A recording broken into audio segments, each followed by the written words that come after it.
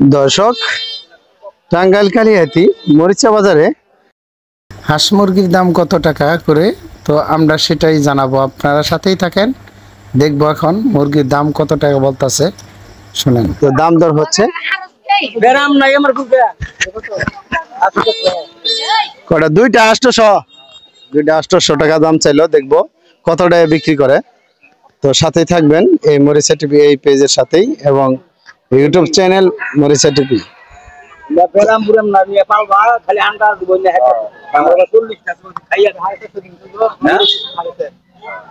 কতটা বলছেন? 450 বললাম। 450 টাকা।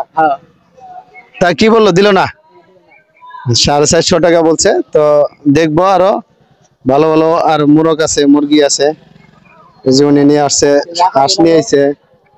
দাম করছেন এগুলা? 500 টাকা।